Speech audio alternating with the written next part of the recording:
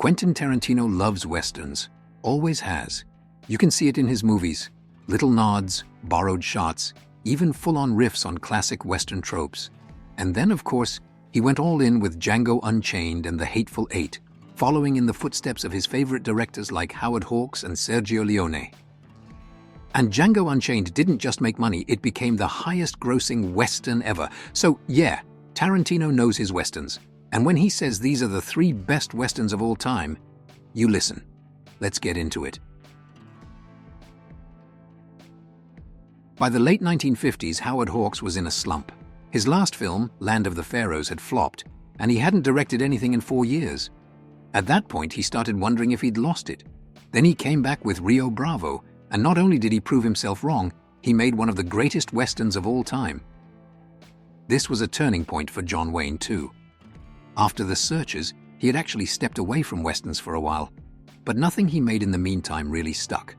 So, Rio Bravo became his return to form. And what a return. He plays Sheriff John T. Chance, a guy who arrests a rancher for murder and then finds himself up against the rancher's powerful brother, who's willing to do anything to bust him out. The whole movie is basically one long siege, with Chance holding the line alongside a ragtag group.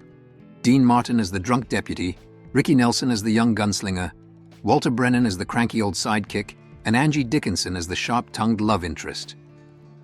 And this is where Tarantino comes in. He has always been a fan of westerns, but when he talks about his all-time favorite, Rio Bravo is #1. In 2007, he actually introduced a screening of it at Cannes, and he straight up admitted he'd lost count of how many times he'd seen it. He said, "There are all kinds of things that are so wonderful. Yes, it's one of the greatest westerns. Yes, it's one of the greatest John Wayne movies.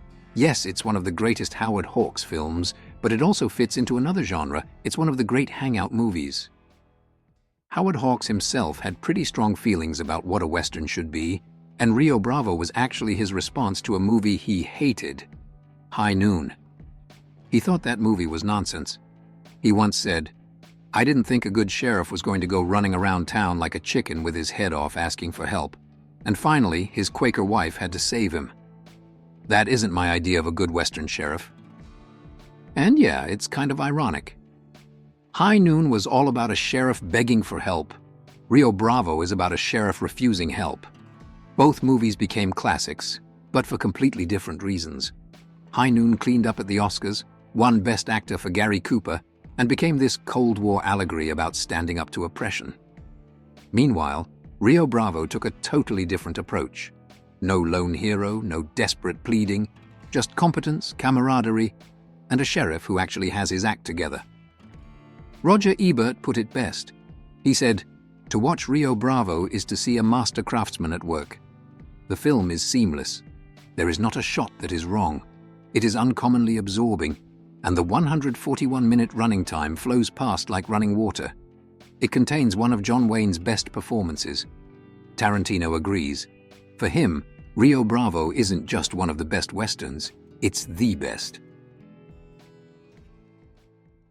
When Tarantino ranked his top 3 westerns, Rio Bravo was #1. #2 goes to The Good, The Bad, and The Ugly. This is the spaghetti western. Directed by Sergio Leone, starring Clint Eastwood as the man with no name, and backed by one of the most legendary scores of all time from Ennio Morricone. The entire Dollars trilogy is iconic now, but it's easy to forget how marginal these movies were when they first came out. Clint Eastwood was a Hollywood reject. No one in America wanted him. He took the role with Leone because Hollywood wouldn't hire him. The budget was tiny. A fistful of dollars was made for just $200,000, and because of that, they cut every corner they could. That's why there's barely any dialogue. It was easier to shoot silent and dub everything later. Even the names were changed to sound more American.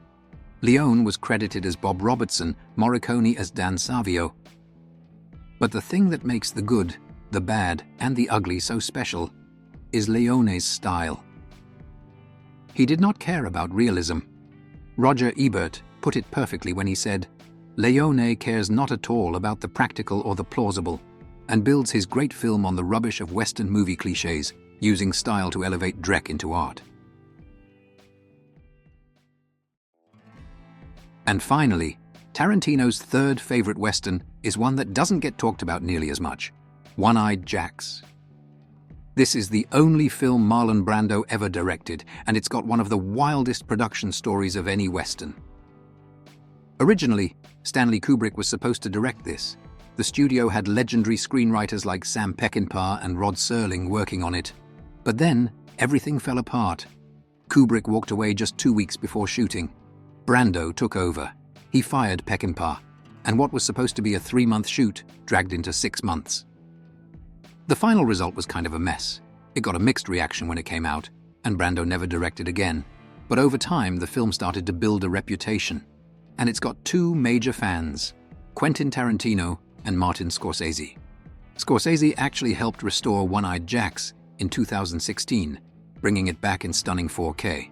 At the time, he called it visually stunning, saying that Brando captured this perfect mix between old-school Hollywood and the new wave of the 60s. And he loved the ending, calling it one of the best in any Western. It's unique, so extraordinary and so personal a vision, I can't see how it could have been a flop. Brando even has the guts to ride off into the sunset waving on a white horse, and he gets away with it.